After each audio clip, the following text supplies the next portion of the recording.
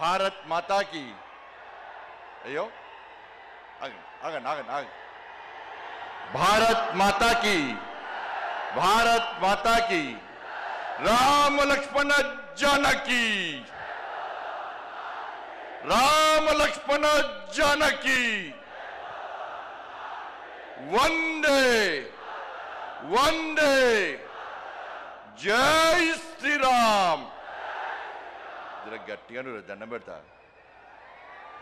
ఇలా జై శ్రీరామ్ అంటే మనం ఇచ్చే నినాదంతో జై శ్రీరామ్ అంటే కడుపు నింపుతుందా, పైసలు పడతాయా అని కాంగ్రెస్ వాళ్ళు బీఆర్ఎస్ వాళ్ళు విన్నారా లేదా? ఇప్పుడు మనం ఇచ్చే నినాదంతో కాంగ్రెస్ వాళ్ళ బీఆర్ఎస్ వాళ్ళ చెవులకి రక్తం గారాల గట్ల ఇవ్వాలి. అందరి చేతులు జై శ్రీరామ్ జై శ్రీరామ్. నరేంద్ర మోడీ గారి నాయకత్వం, నితిన్ నబీన్ గారి నాయకత్వం, రామచంద్రరావు గారి నాయకత్వం, భారత్ మాతాకి. పాపం జై శ్రీరామ్ అంటే భయపడుతున్నా. జై శ్రీరామ్ నినాదమే ఇలా పశ్చిమ బెంగాల్లో జై బెంగాల్ జై శ్రీరామ్ నినాదంతో అధికారంలోకి వచ్చామన్నా. అస్సాంలో కూడా జై శ్రీరామ్ నినాదంతో అధికారంలోకి వచ్చామన్నా. నెక్స్ట్ తెలంగాణలో వచ్చేది జై శ్రీరామ్ జై తెలంగాణ. ఏం నినాదం? జై శ్రీరామ్ జై శ్రీరామ్ జై శ్రీరామ్. ఇలా కూడా అంటాడు జై శ్రీరామ్ అంటే కడుపు నింపుతుందా అన్నాడు. నింపుతుందా నింపదా అన్న? రే జై శ్రీరామే మా లోపల ఆవేశాన్ని నింపేది, జై శ్రీరామే మా లోపల ఆలోచన నింపేది, జై శ్రీరామే మా లోపల పౌరుషం నింపేది. ఈ జై శ్రీరామ్ నినాదమే నీ గడిలు బద్దలు కొట్టిన విషయాన్ని ఆ కుటుంబ పార్టీ కేసీఆర్ పార్టీ మర్చిపోయినట్టున్నా. ఆ రోజు జై శ్రీరామ్ నినాదంతోనే జై శ్రీరామ్ నినాదం మారు మోగింది కాబట్టి నీ గడిలు బద్దలు కొట్టి నిన్ను ఫామ్ హౌస్ కు పరిమితం చేసిన నినాదమే నా జై శ్రీరామ్ నినాదం అన్న విషయాన్ని గుర్తుంచుకో. ఇలా మోడీ గారు జై శ్రీరామ్ నినాదం పెట్టుకునే 9,400 కోట్ల రూపాయలు ఇవాళ తెలంగాణ రాష్ట్రానికి ఇచ్చిందన్న. మోడీ గారు జై శ్రీరామ్ నినాదంతోనే ఈ తెలంగాణ రాష్ట్రానికి అభివృద్ధి నిధులు ఇస్తున్నా. ఇలా మోడీ గారు నిధులు ఇచ్చడం వరకు ఇవ్వబట్టే తెలంగాణ రాష్ట్రంలో పాలన కొనసాగుతుంది తప్ప మోడీ గారు లేకుంటే ఇవాళ తెలంగాణ రాష్ట్రంలో ప్రభుత్వం నడిచే పరిస్థితి లేదు. మేము నిధులు తీసుకొస్తున్నాం, మోడీ గారు నిధులు ఇస్తున్నారు తెలంగాణ రాష్ట్రానికి. మేము తెలంగాణ రాష్ట్రానికి నిధులు తీసుకొస్తే మీరేమో తెలంగాణ నుంచి నిధులను పైసలను ఇవాళ ఢిల్లీకి మోస్తున్న కాంగ్రెస్ వాళ్ళు. ఇలా మోడీ గారు హిందీలో మాట్లాడతారు. ఇలా మోడీ గారు హిందీలో మాట్లాడే ఏ హామీని కూడా విస్మరించుకొని ఇలా నెరవేర్చే ప్రయత్నం చేస్తున్నాను మోడీ గారు. ఇలా ప్రియాంక గాంధీ వచ్చిందన్న తెలంగాణ రాష్ట్రానికి, రాహుల్ గాంధీ వచ్చిన తెలంగాణ రాష్ట్రానికి ఎన్నికల సమయంలో ఏమైంది? హిందీలో మాట్లాడి 6 గ్యారెంటీలు అమలు చేస్తామన్న రాహుల్ గాంధీ, ప్రియాంక గాంధీ హిందీలో మాట్లాడే వ్యక్తులు ఇవాళ కనీసం 6 గ్యారెంటీల గురించి మాట్లాడకుండా ముఖం చెల్లకుండా తెలంగాణకు రావడం బంద్ చేసి ముఖం కిందికేసి పారిపోయిన విషయాన్ని కాంగ్రెస్ పార్టీ నాయకులు గుర్తించాలి. అందుకే మా కార్యకర్తల పడ జోష్ ఉందన్న.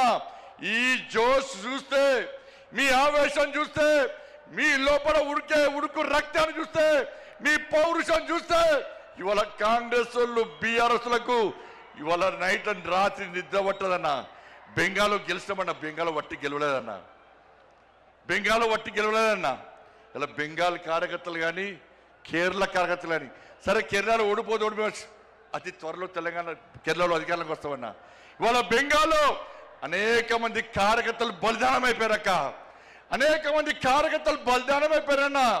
మహిళా మోర్చా కార్యకర్తలు రేపు చేసి చంపిరన్న, కార్యకర్తలను కట్టేసి వాళ్ళ తల్లిదండ్రులను చంపిరన్న, తల్లిదండ్రులను కట్టేసి కార్యకర్తలను ఇంట్లో వేసి దగ్ధం చేసిరన్న.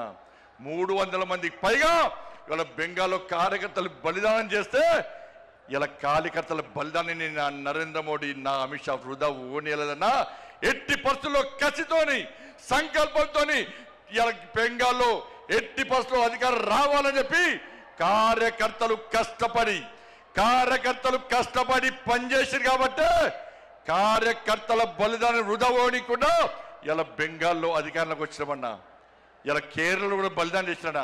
నేను ఒక మీటింగ్ పోయినా, కేరళలో ఏబీవీపీ ర్యాలీకి పోయినా. ఒక నాయకుడు బ్రహ్మాండంగా స్పీచ్ ఇస్తున్నాడు, జోష్ వస్తున్నది. ఆ నాయకుడు మాట్లాడి ఒకటిసారి ఇక్కడ నుండి ఇంతసారి కన్ను బయటకు వచ్చిందన్న. ఆశ్చర్యపోయినాం. ఏందని చూస్తే నన్ను పిఎఫ్ఐ గుండాలు నా కన్నును పీకేసారు. నాకు పెట్టుడు కన్ను, నన్ను చేతులు రెండు కట్టేసి ఈ పిఎఫ్ఐ మైనార్టీ ముస్లిం గుండాలు ఇలా నా కన్నును పీకేస్తే, పెట్టుడు కన్నుతో నేను ధర్మం కోసం, సమాజం కోసం, నేను నమ్మిన సిద్ధాంతం కోసం పనిచేస్తున్నా తప్ప నేను పారిపోలేదని చెప్పిన వ్యక్తి ఆ కార్యకర్త అన్న.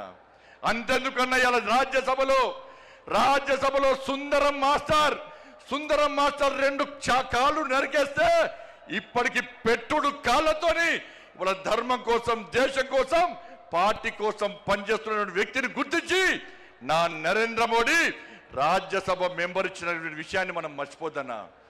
అదే తెలంగాణ రాష్ట్రంలో అనేక మంది కార్యకర్తలు ఓడగొట్టుకున్నామన్నా. ఎదురుస్తున్నా వాళ్ళ ఆత్మలన్నీ పైనుంచి. మేము బలిదానం అయిపోయినాం, మీకు బలిదానం చేసే అదృష్ట అవకాశం మీకు లేదు. మా కోసం పనిచేయండి, మా లక్ష్యాన్ని నెరవేర్చండి, మా బలిదానాన్ని గుర్తించండి, తెలంగాణ రాష్ట్రంలో భారతీయ జనతా పార్టీని అధికారంలోకి తీసుకురండి అని చెప్పి ఆ పైన ఉన్నటువంటి అమర వీరులు మనం కోరుతున్నా.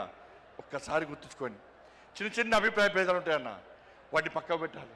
మనం ఒక ఫ్యామిలీ, ఒక కుటుంబం.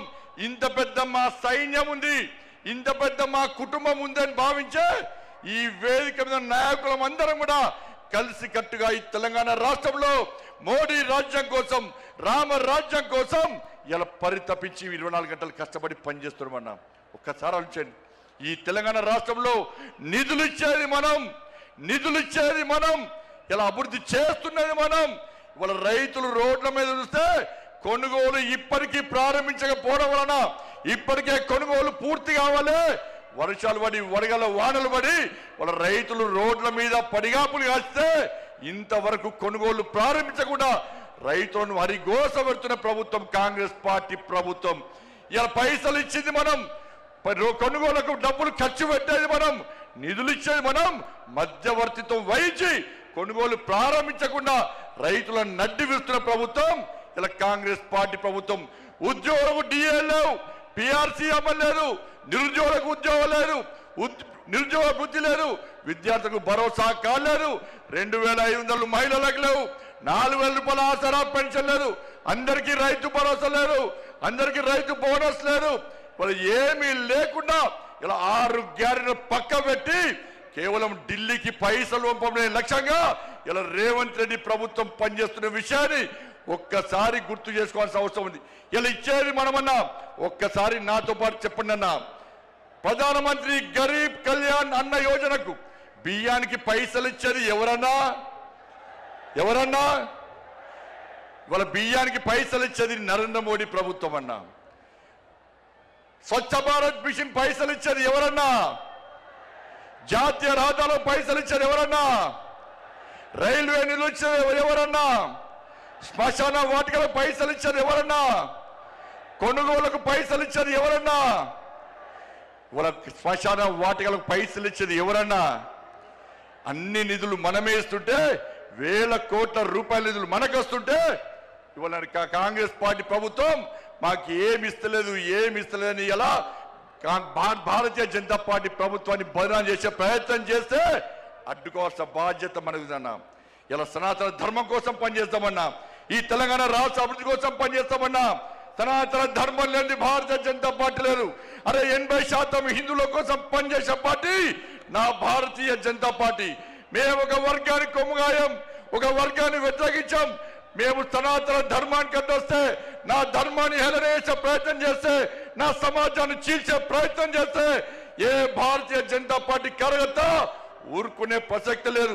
మేము అల్లాను కించపరచలే, మేము యేసు ప్రభుని కించపరచలే, కానీ నా రాముని కించపరిస్తే, నా భగవంతుని కించపరిస్తే, నా సమాజాన్ని హేళన చేసే ప్రయత్నం చేస్తే ఊరుకునే ప్రసక్తి లేదన్న విషయాన్ని కాంగ్రెస్ పార్టీ, వాళ్ళ కమ్యూనిస్టు పార్టీలు కానీ బీఆర్ఎస్ పార్టీ కానీ గుర్తుంచుకోవాలి.